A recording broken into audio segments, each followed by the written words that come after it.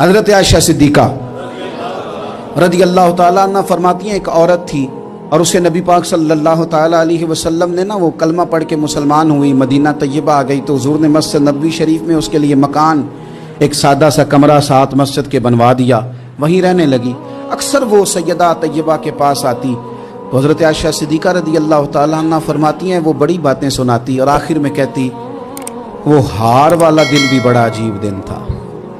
اور میرے رب کی قدرتوں کا دن تھا، وہ بھی بڑا عجیب دن تھا۔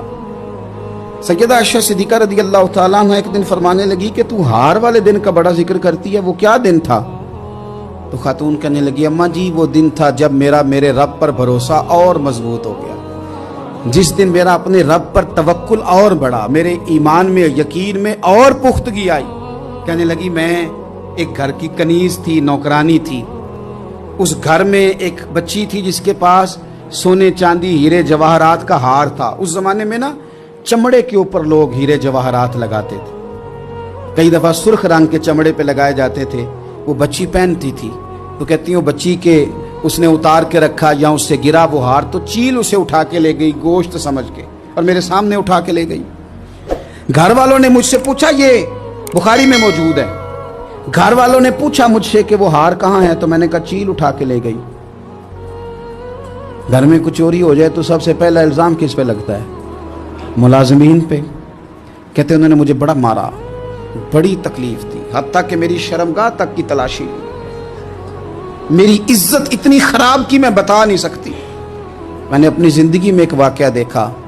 ایک امیر گھر میں چوری ہو گئی، ملازم کو اتنا مارا کہ وہ چارپائی پہ پڑ گیا، پولیس والوں سے اتنی مار پروائی گئی کہ وہ بیچارہ چارپائی پہ پڑ گیا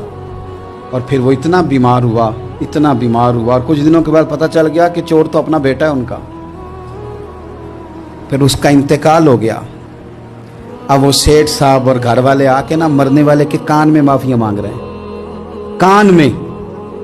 تو میں نے ان سے پھر کہا تھا کہ یہ تو اب چلا گیا ہے، تمہارا زور چلتا تھا نا تو تم نے قانون خریدا اور تم نے اسے جتنا ہو سکا تم نے اسے مار پڑوائی،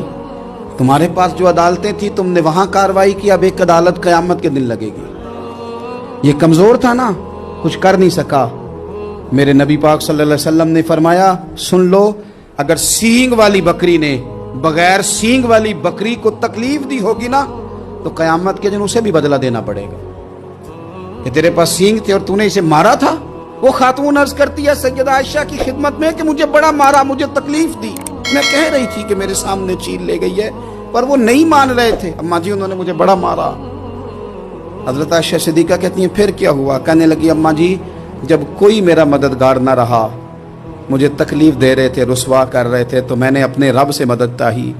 میرے رب کی طرف میں نے توجہ کی، میں نے کہا مالک اب تو ہی میرا مددگار ہے۔ کہتی ہے وہ مجھے مار رہے تھے تو وہ چیل جو ہار لے گئی تھی وہی لے کے واپس آ گئی اور ہمارے سروں کے قریب لا کے اس نے جب اس ہار کو پھینکا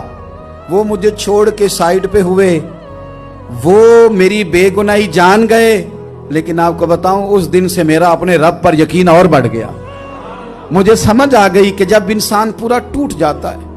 اور جب کوئی چاروں جانب اس کا مددگار نہیں ہوتا تو رب تو ہوتا ہے نا، اللہ تو اس کا مددگار ہوتا ہے نا، وہ تو پھر اپنے اس بندے کی مدد کرتا ہے نا، پھر وہ تو توانائی دیتا ہے نا، وہ تنہا نہیں چھوڑتا، وہ تو آنسوؤں والوں کے آنسوؤں پہ بڑا کرم فرماتا ہے۔